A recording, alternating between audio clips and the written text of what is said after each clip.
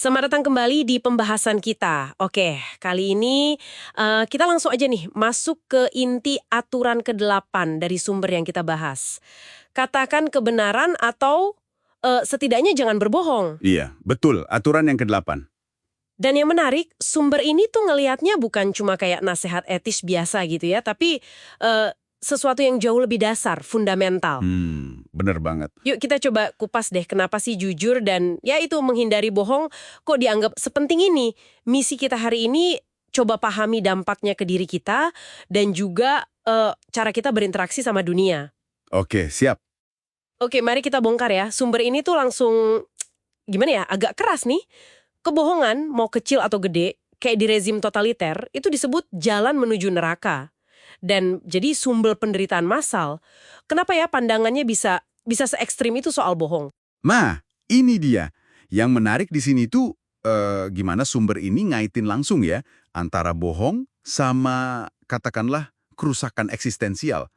Neraka di sini tuh bisa kita artiin bukan cuma kiasan loh, tapi kondisi hidup yang nyata, yang penuh kepalsuan, terus kekacauan batin, penderitaan yang nggak perlu. Oh, jadi kayak kondisi gitu ya? Iya kondisi. Dan menurut sumber ini tuh jadi fondasi rapuh buat rezim-rezim totaliter di abad ke-20 yang ya kita tahu dibangun di atas kebohongan ideologis.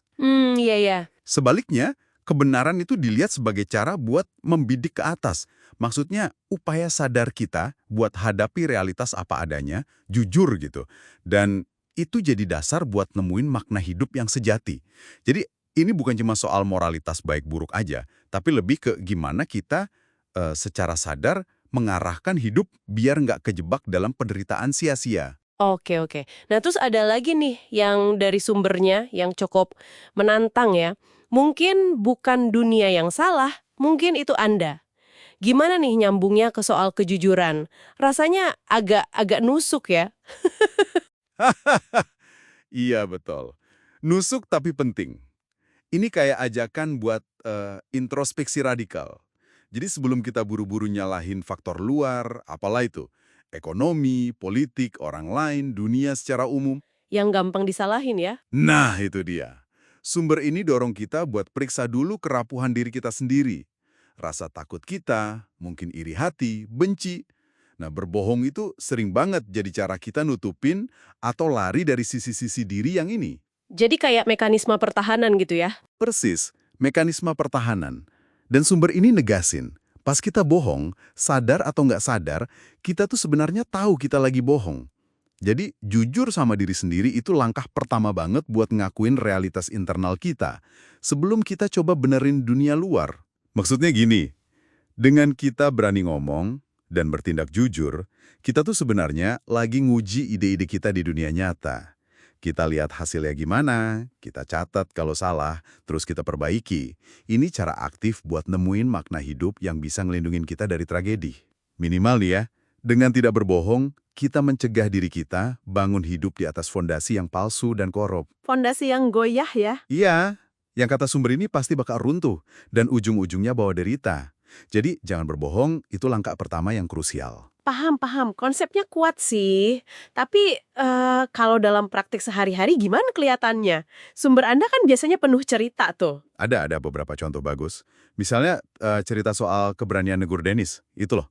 Mantan ketua geng motor yang lagi mabuk pas transaksi. Tindakan yang jelas beresiko kan? Iya banget itu. Tapi menurut sumber ini, itu krusial buat jaga integritas dan batasan diri. Atau contoh lain, pentingnya kita pakai bahasa yang presisi, yang tepat. Kalau kita biarin masalah jadi kabur, kayak pasangan lagi berantem, terus malah ngebahas segalanya. Wah, itu sering terjadi kayaknya ya. Haha, iya kan? Dunia jadi kerasa terlalu rumit buat dihadapi. Sebaliknya, ucapan yang jujur dan tepat, ini persis lo yang salah, ini persis yang saya mau, itu justru bawa keteraturan dari kekacauan. Kalau kita sembunyi masalah. Sumber ini gambarinnya kayak kita lagi miara naga dalam gelap. Yang diam-diam makin gede, siap nerekam kapan aja. Wow, metaforanya naga ya. Serem juga. Nah, ini nih bagian yang menurut saya bikin mikir banget. Berarti, kalau kita pakai kata-kata jujur dan tepat itu, secara aktif bisa ngebentuk realitas kita jadi lebih bisa dikelola gitu. Dan bahkan bisa bangun diri kita secara biologis. Seriusan nih. Persis. Ini bukan cuma soal psikologis aja. Sumber Anda ngutip riset yang menarik. Situasi baru, terus keberanian kita menghadapi hal yang nggak diketahui secara sukarela, itu ternyata bisa ngaktifin gen-gen baru di sistem saraf kita. Wah, Yang kemudian, gen itu bangun struktur baru di otak. Jadi beneran ada perubahan fisik.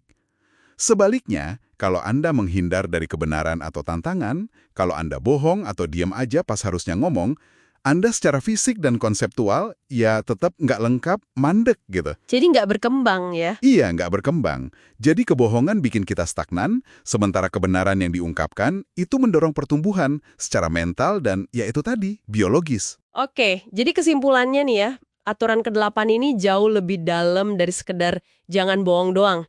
Ini soal keberanian buat hadapin realitas, baik yang di luar maupun di dalam diri.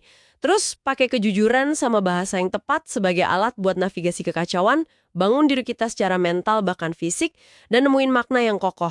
Gitu ya? Iya, betul banget. Dan ini tuh sebuah latihan terus-menerus ya. Bukan tujuan akhir yang sekali capai selesai. Sumber ini ninggalin kita dengan pemikiran ini nih, buat Anda renungkan. Coba bayangin deh, gimana jadinya kalau Anda benar-benar mulai ngungkapin kebenaran Anda. Sesulit apapun itu, tapi diungkapin dengan hati-hati dan presisi. Kira-kira apa ya yang bakal terungkap atau berubah dalam hidup Anda kalau Anda berhenti bohongin diri sendiri dan orang lain? Pertanyaan yang kuat tuh buat dibawa pulang. Oke deh, terima kasih udah menyimak pembahasan kita kali ini ya. Sampai jumpa lagi di penelusuran berikutnya.